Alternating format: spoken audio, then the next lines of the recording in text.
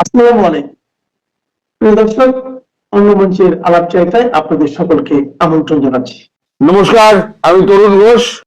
এখন ইউনূস পালানোর জন্য ছটফট ছটফট ছটফট ছটফট করছেন বিভিন্ন জায়গায়, বিভিন্ন দেশে, বিভিন্ন রাষ্ট্র নেতাদের সঙ্গে ফোনালাপ করছেন পাকিস্তানকে বাদ দিয়ে।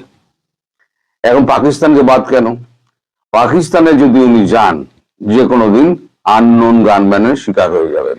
সেক্ষেত্রে উনি পাকিস্তানকে এই লিস্ট থেকে বাদ রাখছেন। বাকি রইল আপনার স্পেন থেকে ফ্রান্স অব্দি, জার্মানি, ইতালি, অস্ট্রিয়া, লেবার কি বলে আরবিয়ান দেশগুলো, এই সমস্ত জায়গায় উনি ফোন করে সাহায্য চাইছেন এবং বলছেন আমাকে রাজনৈতিক আশ্রয় দেওয়া হোক। কিন্তু এখনো পর্যন্ত কোনো দেশের পক্ষ থেকে তাকে কোন রকম আশ্বাসবাণী দেওয়া হয়নি। এদিকে আমেরিকায় তো উনি যাবেন না, আমেরিকা ওনাকে ঢুকতেও দেবে না। কারণ এখন যে মার্কিন কংগ্রেস রয়েছে যারা, এবং ডেমোক্র্যাট রয়েছে, রিপাবলিকানরা রয়েছে, তারা এখন ইউনূসের উপরে প্রচন্ড খাপ্পা। সুতরাং মার্কিন যুক্তরাষ্ট্রের ওনার নো এন্ট্রি হয়ে গেছে। তাহলে পরে যে মেক্সিকো পর্যন্ত প্রত্যাখ্যান করেছে, মেক্সিকো জায়গা দিচ্ছে না। মানে একটা নোবেল শান্তি পুরস্কার জয়ী মানুষ, তাকে কোনো দেশ আশ্রয় দিচ্ছে না, তার গায়ে সন্ত্রাসবাদী ছাপ লেগে গেছে। এবার আমি ডিটেলে আসি যে খবরাখবর কি হচ্ছে, ওনার মানে চাপটা কেন বাড়ছে। এক হচ্ছে, গতকালকে পরশু দিনকে আলেকজান্ডার গ্রেনোকোজিভ, তিনি হচ্ছেন রাশিয়ার রাষ্ট্রদূত। 9:30-এ সকালবেলা ওনার সঙ্গে দেখা করেন 6 মিনিট 30 সেকেন্ডের জন্য, মাত্র 6 মিনিট 30 সেকেন্ডের জন্য একটা ছোট আলোচনা হয়। উনি চাও খাননি, একটা পুতিনের চিঠি, রাষ্ট্রপতি পুতিনের একটা খামবন্ধ চিঠি উনি হাতে পৌঁছে দিয়েছেন, বলেছেন চিঠিটি আপনি পড়ে দেখে নেবেন। তো উনি জানতে চান চিঠির বিষয়বস্তু কি আছে, আমায় যদি আপনি একটুখানি বলেন। তখন আলেকজান্ডার ভিগো তিনি বলেন যে এখন আর রাশিয়া নিরপেক্ষ হয়ে দর্শকের ভূমিকায় থাকবে না, অ্যাক্টিভলি যা যা করার ভারতের সঙ্গে দাঁড়িয়ে সেই জিনিসগুলো করবে। ভারত যা চাইছে তাই করুন, অন্যথায় আপনার কপালে দুর্ভোগ আছে। এবার চিঠিটি আপনি পড়ে নিন, আমি শর্ট লাইনে যা বলার আমি বলে দিলাম। আরো একটা চাপ এই কারণে যে বেঞ্জামিন নেতানিয়াহু তিনি একটা হুঙ্কার ছেড়েছেন। বলেছেন যে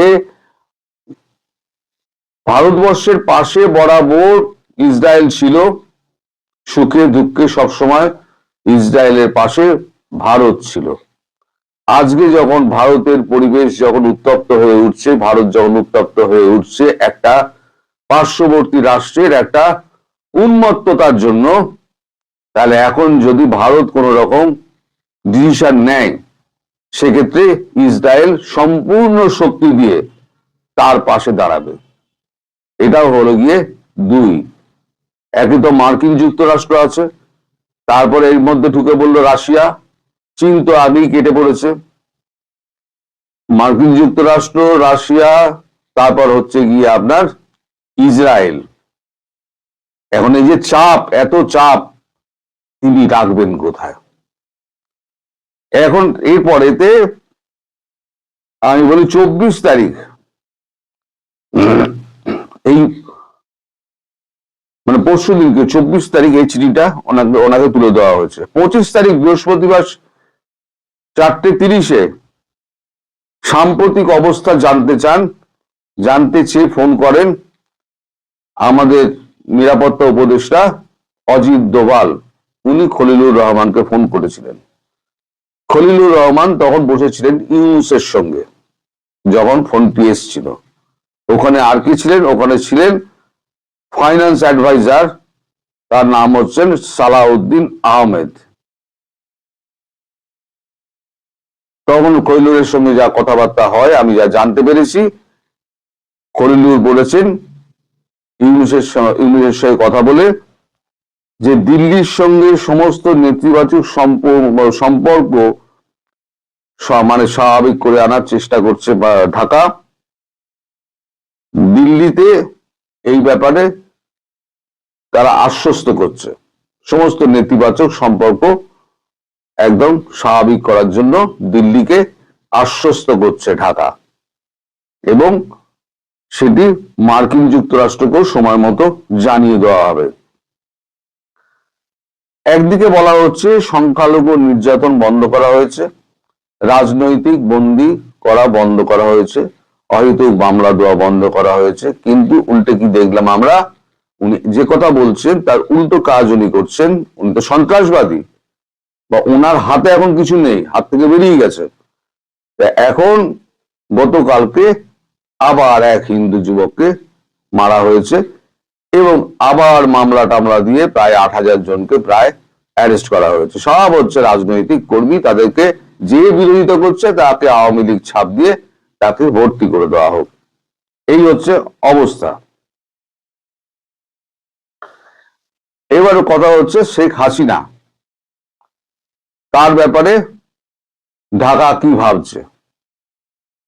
তার ঢাকার পক্ষ থেকে খলিলুর রহমান আশ্বস্ত করেছেন অজিত দোভালকে যে পূর্ণ নিরাপত্তা দিয়ে তাকে ঢাকায় ফিরিয়ে আনার সমস্ত রকম আবহাওয়া তৈরি করা হচ্ছে, পূর্ণ নিরাপত্তা দিয়ে। তখন আমাদের অজিত দোভাল খলিলুর রহমানকে জিজ্ঞেস করেন, এই ব্যাপারে আপনি আমায় কতটা নিশ্চিত করতে পারেন? তখন খলিলুর রহমান বলেন, একটু ফোনটা আপনি ধরুন। তখন বোঝার ফোনে চাপা টাপা দিয়ে ইউনূসের সঙ্গে কথা হয়েছে। তারপরে খলিলুর রহমান বলেছেন যে আমাদের প্রধান উপদেষ্টা বলেছেন এটা 100% আমরা চেষ্টা চালিয়ে যাচ্ছি, এবং খুব শীঘ্রই এই জিনিসটা, এই আবহাওয়া তৈরি হয়ে যাবে, এবং শেখ হাসিনাকে আমরা পূর্ণ নিরাপত্তায় ফিরিয়ে আনার চেষ্টা করছি। এতে 1 মিনিট ধরবেন। এই ঘটনার পর যখন কথাবার্তা হয়ে যায়, তখন এই ঘটনা প্রধানমন্ত্রী নরেন্দ্র মোদীকে জানানো হয়, জয়শঙ্করজিকে জানানো হয়, এবং ক্যাবিনেটে যারা কিচেন ক্যাবিনেট আছে তাদেরকে জানানো হয় যে এই অবস্থা হয়েছে। তখন আমাদের বিদেশমন্ত্রী জয়শঙ্কর ফোন করেন শেখ হাসিনাকে। শেখ হাসিনাকে ফোন করে বলেন যে এই কথাবার্তা হয়েছে, আপনি যাওয়ার ব্যাপারে কবে ডেট ফিক্স করছেন? উনি বলেন, আমার কিছু এখানে মানে দলীয় কাজকর্ম যে সমস্ত আমি করে রেখে দিয়েছি, সমস্ত নির্দেশ ফির্দেশের জন্য যে সমস্ত তারিখ ঠিক করা আছে, তাদের সঙ্গে একটু কথা বলে নিয়ে আমি আপনাকে জানাচ্ছি। তো শেখ হাসিনাকে ফেরানোর ব্যাপারে একটা ডেট খুব শীঘ্রই তৈরি হচ্ছে, এবং ইউনূসের প্রতি পুরোপুরি আস্থা না রেখে ভারতবর্ষ ঠিক করেছে 2 ব্যাটালিয়ন কমান্ডো দিয়ে শেখ হাসিনাকে ঢাকায় ফেরানো হবে। সঙ্গে যাবে 2 ব্যাটালিয়ন কমান্ডো। তারাই ব্যক্তিগত নিরাপত্তার জন্য শেখ হাসিনার সঙ্গে until further notice, further order, তারা ওখানেই বাংলাদেশেই থাকবেন, এবং বাংলাদেশে হাসিনা যেখানে থাকবেন, এখন কোথায় থাকবেন সে ব্যাপারে আমি কিচ্ছু জানি না। মানে বঙ্গভবন তো ভাঙচুর হয়ে গিয়েছে, কোথায় থাকবেন না থাকবেন নিশ্চয়ই ভারতবর্ষের সঙ্গে একটা কথাবার্তা হয়েছে। একটা গোপনে বাড়ি দেখার কথা আমি বলেছিলাম বহু আগে, শেখ হাসিনার ব্যাপারে বাড়ি দেখা হচ্ছে। এখন সেই বাড়িটি কোথায় না কোথায় সেটা হচ্ছে একমাত্র জানে। একটা প্রচন্ড সুরক্ষিত একটা বাড়ি দেখা হয়েছে, সেই বাড়িটা ভাড়া নেওয়াও আছে, এবং তার ভাড়া ভারতবর্ষ গুনে যাচ্ছে প্রতি মাসে কয়েক লক্ষ টাকা করে। সেটা গুনেই যাচ্ছে, 1 বছর ধরে সেটা গুনে যাচ্ছে। হয়তো সেই বাড়িতে গিয়ে উঠতে পারেন, তারপর বঙ্গভবনের কাজগুলো শুরু হবে। বঙ্গভবনের কাজগুলো শুরু হলে তিনি বঙ্গভবনে হয়তো গিয়ে ফিরতে পারেন, অথবা সেখানে থেকে তিনি ইলেকশন লড়বেন, ইলেকশন লড়ে তারপর তিনি যদি বিজয়ী হন তাহলে তিনি সরকারি বাসভবন বঙ্গভবনে উনি ফিরবেন। এর মধ্যে বঙ্গভবন সারানো ফারানোর যে কাজগুলো সেগুলো ভারতীয় এখান থেকে শ্রমিক যাবে এবং মালপত্র যাবে, সমস্ত গিয়ে ঠিকঠাক করে নেবে। এদিকে রাশিয়া বলেছে যে আমরা যখন ফিরবেন শেখ হাসিনা, আমরা পুরো সমুদ্র তট ঘিরে রেখে দেব যাতে পাকিস্তান এদিকে না আসতে পারে, আর এই পাকিস্তান যত কূটনৈতিক ব্যাপারগুলো যেগুলো চালাচ্ছে সেইগুলোকে বন্ধ করার সমস্ত ব্যবস্থা আমরা করছি, এ নিয়ে চিন্তা করার কিছু নেই। ফলে ইউনূস সাহেবের ওপরে এখন প্রচন্ড চাপ, কোন দেশ তাকে জায়গা দিচ্ছে না। এদিকে দেশে যদি উনি থাকেন তাহলে বিএনপির সঙ্গে ভারতের যে সমঝোতা হয়েছে যে ইনক্লুসিভ নির্বাচন, অন্তর্ভুক্তিমূলক অংশগ্রহণমূলক যে নির্বাচন, সেই নির্বাচনে শেখ হাসিনা যদি লড়াই করেন এবং আওয়ামী লীগের যা সমর্থন আছে এই মুহূর্তে, তিনি যদি হই হই করে বিজয়ী হয়ে যান তাহলে পরে ইউনূসের ছাড় নেই। আর তিনি যদি বিরোধী দলেও থাকেন তাহলেও ইউনূসের ছাড় নেই। ইউনূসকে ভারত পালাতে দেবে না, ইউনূস ওইখানেই থাকবেন এবং চিরতরে কারাগারের অন্তরালে হয়তো বিলীন হয়ে যাবে। আমি অনেকদিন আগে থেকে আপনাদের বারবার বলে আসছি, মোহাম্মদ ইউনূসের শেষ দিনগুলো অত্যন্ত করুণ হবে। মনে পড়ছে আপনাদের? অত্যন্ত করুণ হবে। সেই করুণ ইতিহাস কিন্তু খুব শীঘ্রই শুরু হবে বলে আমি মনে করছি। এবার আপনারা মিলিয়ে নেবেন যা আমি প্রথম থেকে যা বলে আসছিলাম, আজ পর্যন্ত আমি যা বলছি তাতে আমি কতটা গুজব রটিয়েছি এবং কতটা সত্যি কথা বলেছি।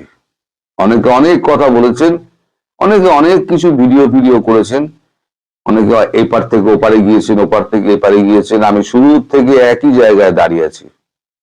শুধু একটা কথাই বলেছিলাম, উনি প্রধানমন্ত্রী হিসেবে ফিরবেন, উনি প্রধানমন্ত্রী হিসেবেই ফিরবেন।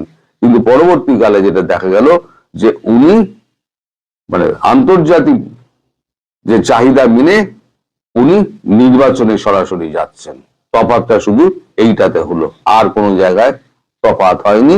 আমি আমার জায়গায় আগে যেরকম ছিলাম এখনো সেরকম ভাবে আছি। আওয়ামী লীগের পাশে ছিলাম, আছি, থাকবো যতদিন না উনি প্রধানমন্ত্রী হন। প্রধানমন্ত্রী হওয়ার পর আপনাদের কাছ থেকে হাত জোর করে আমি বিদায় নেব। অবশেষে ঝুলি থেকে বেরিয়ে পড়ল সাদা নয়, একেবারে কালো বিড়াল। শরীফ ওসমান হাদির ভাই শরীফ ওমর হাদি এবং ওসমান হাদির দল ইনকিলাব মঞ্চ এই হত্যার জন্য অভিযোগের আঙুল সরাসরি তুলেছে অন্তর্বর্তী সরকারের প্রধান উপদেষ্টা তথা শান্তির নোবেল জয়ী ডক্টর মোহাম্মদ ইউনূসের দিকে।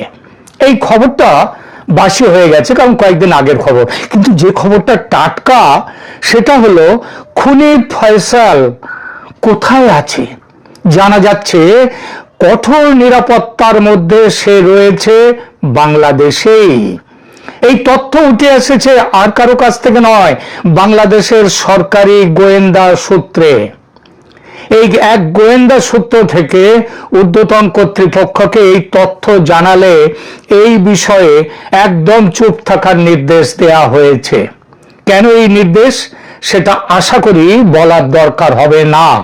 আপনারা জানেন হাদির পরিবার ও তার সংগঠন ইনকিলাব মঞ্চ প্রধান উপদেষ্টা ডক্টর মোহাম্মদ ইউনূস এবং অন্তর্বর্তী সরকারকে এই হত্যাকাণ্ডের জন্য পরোক্ষ এবং প্রত্যক্ষভাবে দায়ী করেছে।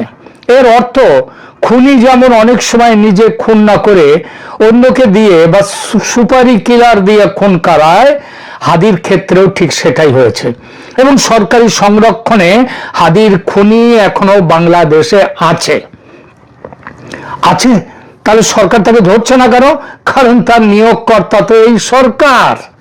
আর সেটাই তো বলেছে ওমর হাদি, ওসমান হাদির ভাই। এই সরকার কোথায় আছে এখন? সেই ফয়সাল সে এই মুহূর্তে কোথায় আছে সে, বলবো সে কথা তবে পরে। ততক্ষণ আপনারা একটু ভাবতে থাকুন বাংলাদেশের কোথায় নিরাপদ আশ্রয়ে থাকতে পারে হাদির খুনি। অভিযোগের আঙুল যে শুধু ইউনূসের দিকে উঠেছে তা নয়, আঙুল উঠেছে অন্তর্বর্তী সরকারের দিকে সামগ্রিকভাবে। এটা বলার অপেক্ষা রাখে না যে এই সরকারের আসল চালিকা শক্তি হলো জামায়াতে ইসলামী দল। সুতরাং স্বাভাবিকভাবেই হাদি খুনে অভিযুক্ত হয়েছে স্বয়ং জামায়াত।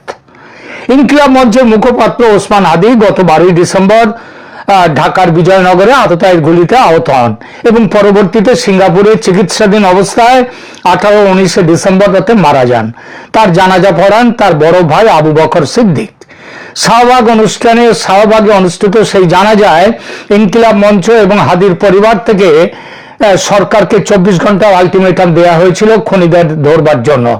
তারপরে অভিযোগ উঠছে হাদির পরিবারের পক্ষ থেকে, বলা হচ্ছে নির্বাচন বানচাল করতে এই হত্যা। ইনকিলাব মঞ্চ অভিযোগ করেছে যে সরকার যদি জুলাই বিপ্লবের বিপ্লবীদের রক্ষা করতে না পারে তবে এই সরকারের ক্ষমতায় থাকার নৈতিক অধিকার নেই। এই ক্ষোভ থেকে তারা ঘটনার দায় সরাসরি সরকারের শীর্ষ পর্যায়ে অর্থাৎ ডক্টর ইউনূসের উপর চাপিয়ে দিয়েছে।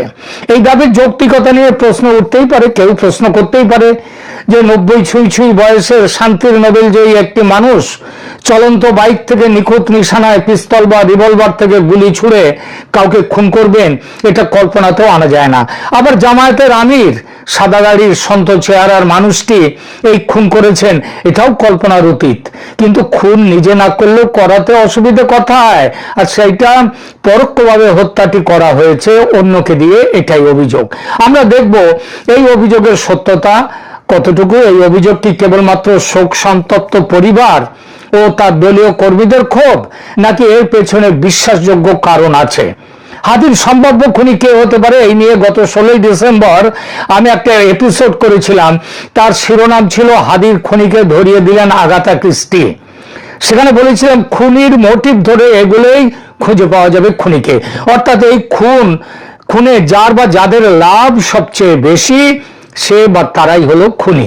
হাদির খুনের ফলে উদ্ভূত পরিস্থিতিতে ফেব্রুয়ারির নির্বাচন আদৌ হবে কিনা এই সংশয় খুব বড়ভাবে তৈরি হয়েছে। নির্বাচন চাইছে না যারা, তাদের মধ্যে সবার আগে আছে জামায়াত ও এনসিপি। এবং অবশ্যই এই চাওয়াটা চলছে মোহাম্মদ ইউনূসের নেতৃত্বে। ইউনূস জানে নির্বাচন হলে তার রাজা সাজার দিন শেষ। গত 1.5 বছর ধরে তার প্ল্যান প্রোগ্রাম চলেছে একটাই দিকে, নির্বাচন যাতে না হয় তার জন্য। এই ডিসেম্বরে এসে সেই লক্ষ্যে হাদির হত্যা, একথা হাদির বড় ভাই প্রকাশ্যে বলেছেন। ইনকিলাব মঞ্চ সরাসরি এই অভিযোগ না করলেও বলেছে সরকার দায়ী, কেননা সরকার তাকে বাঁচাতে ব্যর্থ হয়েছে।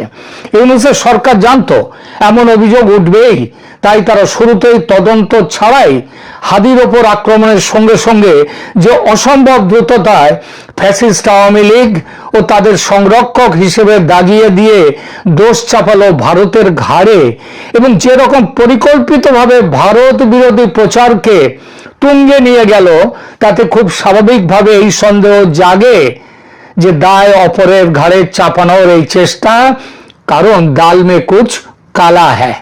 হত্যাকাণ্ডের পর প্রধান আসামি ফয়সাল করিম মাসুদ ওরফে দাউদ দেশ ছেড়ে ভারতে পালিয়ে গেছে জানিয়ে বাংলাদেশ সরকার দাবি জানায় ভারতের কাছে যে খুনি ফয়সালকে অবিলম্বে ফেরত দিক ভারত। মজা দেখুন, সরকার যখন বলছে এই কথা তদন্তের আগেই, তখন বাংলাদেশেরই পুলিশ বলছে ফয়সাল ভারতে চলে গেছে, এমন কোনো খবর নেই তাদের কাছে। ভারতের পুলিশের হাতে ফয়সালের গ্রেপ্তারেরও কোনো খবর নেই।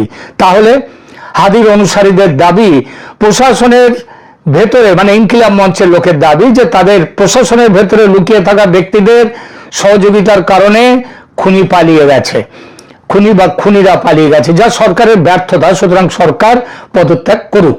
ভারতের বিভিন্ন গোয়েন্দা সূত্র জানাচ্ছে ফয়সালের একটা আওয়ামী লীগ অতীত আছে, এটা সত্যি, কিন্তু সেটাই সার্জিস আলম সমেত অন্য অনেক নেতারই আছে। এরা যেমন সুযোগ বুঝে রং পাল্টাচ্ছে, ফয়সালও তেমনি রং পাল্টেছে। এই জন্যই তো সে জেল থেকে ছাড়া পেয়েছে, ইনকিলাব মঞ্চের ঘনিষ্ঠ হয়েছে এবং একইভাবে হাদির কাছ পর্যন্ত পৌঁছেছে। এই পৌঁছানোর ব্যাপারে গুরুতর একটা প্ল্যান তৈরি হয়েছে, যার সঙ্গে যুক্ত ছিল পাকিস্তানের আইএসআই। সবাই বুঝেছিল যেভাবে নির্বাচনের জন্য বিশ্বব্যাপী চাপ তৈরি হচ্ছে, তাতে দু একজনকে বলি না চড়ালে নির্বাচনের হাত থেকে নিস্তার পাওয়া যাবে না। এই বলিকা বকরা কে হবে? আওয়ামী লীগের কাউকে মারলে একটা পাতাও নড়বে না এখন, কারণ সেটা তো স্বাভাবিক। সুতরাং মারতে হবে আওয়ামী লীগ বিরোধী এবং তীব্র ভারত বিরোধী কোন সপক্ষীয় নেতাকে, যাতে সহজেই দোষ চাপানো যায় ভারতের ঘাড়ে এবং দোষ চাপিয়ে দেশ জুড়ে তুলকালাম বাঁধানো যায়। এই তুলকালাম কাণ্ডের একটা অংশে সংখ্যালঘু হিন্দু হত্যা ঘটিয়ে চরম অস্থির অবস্থায় দেশ চলছে, এটা দেখানো যায়। অতএব এই পরিস্থিতিতে নির্বাচন সম্ভব নয়, এই সিদ্ধান্ত নেবে সরকার। আর ঠিক সেটাই হতে চলেছে, বলি চলেছে হাদি। এই জন্যই বলেছি দাল মে কুচ কালা হ্যাঁ। দাল মে কুচ কালার আরো প্রমাণ আছে।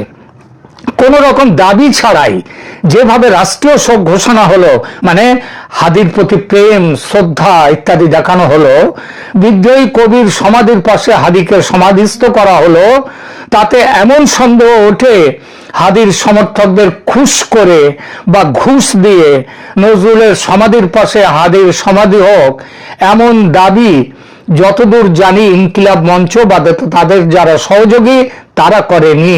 তাহলে উপযাচক হয়ে হাদিকে এতটা মর্যাদা দিয়ে নজরুলের পাশে সমাধিস্থ করলো কেন সরকার? কারণ ওই যে আমরা হাদিকে কত ভালোবাসি, কত শ্রদ্ধা করি। সরি, ইউনূস সাহেব তো বলেই দিয়েছেন হাদির আদর্শ কি, সেটা অবশ্য তিনি পরিষ্কার করে যদি একটু বলতেন কিংবা হাদি যদি সেটা জানাতেন তাহলে বোঝা যেত। হাদির স্মৃতির প্রতি যথেষ্ট শ্রদ্ধা জানিয়ে বলছি, তিনি এত বড় সম্মান পাওয়ার যোগ্য রাজনৈতিক কোনো বড় নেতা নন যে কাজী নজরুলের সমাধির পাশে তার জায়গা হবে। আচ্ছা ধরুন তো, কলকাতায় গঙ্গার পাড়ে নিমতলা ঘাটে রবি ঠাকুরের স্মৃতি সমাধি, তার পাশে অন্য কারো সমাধি তৈরির কথা এত বছরেও ভাবতে পারিনি কেউ। এটা ভাবাটাই রবি ঠাকুরকে অপমান করা, ওটা মানে করা তো দূরের কথা। ওসমান হাদির মরদেহ কাজী নজরুলের সমাধির পাশে সমাধিস্থ করে যত না সম্মান দেখানো হলো হাদিকে, তার হাজার গুণ অপমান ও অসম্মান করা হলো কাজী নজরুলকে। খুশ করে ও ঘুষ দিয়ে নিজেদের পাপ ঢাকতে ব্যস্ত অন্তর্বর্তী সরকার এই দিকটা ভাবেনি। এই ঘটনা নিয়ে এখনই এত সমালোচনা হচ্ছে যে ভবিষ্যতে এমন দিন আসতেই পারে যখন হাদির সমাধি থেকে তার শরীরের অবশিষ্টাংশ তুলে নিয়ে অন্য কোথাও নিয়ে যাওয়া হবে সমাধি দেওয়ার জন্য। মিলিয়ে নেবেন কথাটা। ফয়সালের কথায় আসি, সে তো আর কর্পূর নয় যে জলজান্ত মানুষ হয়ে একবারে উবে যাবে। সে তাহলে এখন কোথায়? গত 2-3 মাস ধরে ভারত তার সীমান্তে নিরাপত্তা এতটাই জোরদার করেছে যে লুকিয়ে ভারতে ঢোকা এখন কার্যত অসম্ভব। কেউ বলতেই পারেন হাদি খুনের ভারতীয় ষড়যন্ত্রের অংশীদার হয়ে তার ভারতে আসার অসুবিধে কোথায়? তাদের উদ্দেশ্যে পাল্টা জিজ্ঞাসা, এক, হাদি এমন কে বড় নেতা যে তাকে ভারত খুন করতে যাবে? হাদিকে তো বাংলাদেশের রাজনীতিতে চুনোপুটি বললেও বেশি বলা হয়। কজন তার নাম আগে শুনেছেন বলুন দেখি? গুলি খাওয়ার পর এবং সরকারের প্রতিক্রিয়ার সৌজন্যে ও মিডিয়ার কল্যাণে আজ সে এত বড় শহীদ, তাই নয় কি? 2, সরকারের কাছে যদি খবর থাকে খুনি ফয়সাল এই রাস্তা ধরে এই সীমান্ত দিয়ে বাংলাদেশ ছেড়েছে, ভারতে ঢুকেছে, তাহলে সেখানে পুলিশ বিজিবিকে কেন কাঠগড়ায় তোলা হচ্ছে না? গোয়েন্দা সূত্রের খবর, এবার আসি যে সে এখন কোথায় আছে ফয়সাল।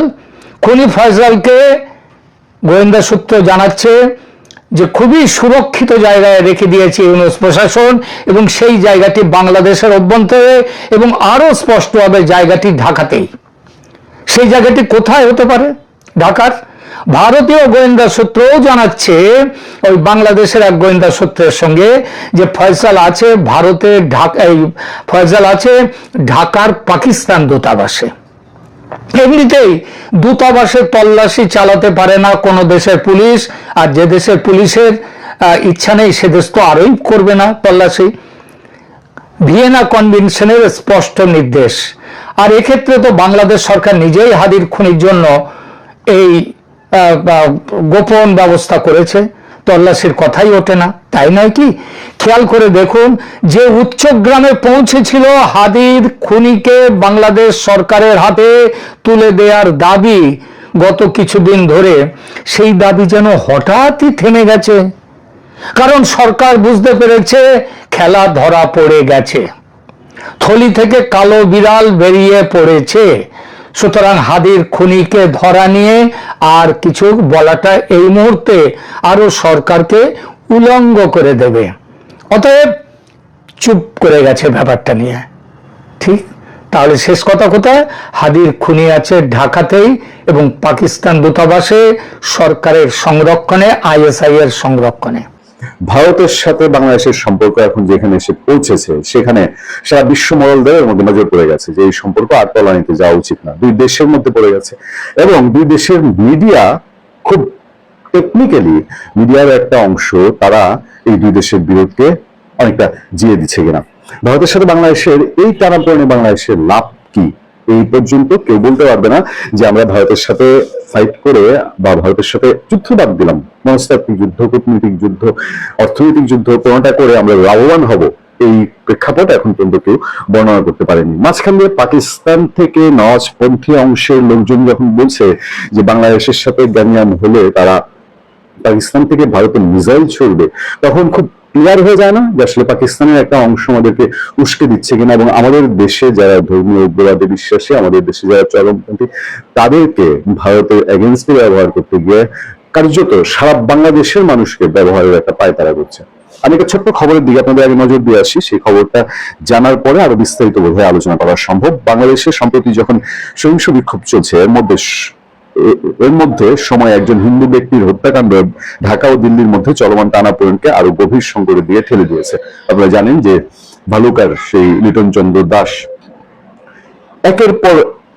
একে অপরের বিরুদ্ধে সম্পর্ক অস্থিতিশীল করার অভিযোগ তুলতে থাকায় একসময় ঘনিষ্ঠ সময় পরীক্ষা উত্তীর্ণ দুই প্রতিবেশী দেশের সম্পর্ক মেরামতযোগ্য হয়ে পড়ছে কিনা তা নিয়েও প্রশ্ন রয়েছে। মানে এটার ভালোর দিকে যাওয়ার সুযোগ নেই। আমি এর আগের দিন একটা আলোচনা আপনাদেরকে বলেছি যে সামনে একটা নির্বাচিত সরকার আসলেও এই সম্পর্ককে এমন জটিল জায়গায় রেখে যাওয়া হয় কিনা যে একটা নির্বাচিত সরকারের জন্য তখন টাফ হয়ে যাবে বড় এবং শক্তিশালী প্রতিবেশীদের সাথে সম্পর্ক ভালো করায়। একটি হত্যার ঘটনাকে কেন্দ্র করে ভারতে হিন্দু জাতীয়তাবাদী গোষ্ঠীগুলো বিক্ষোভ শুরু করেছে।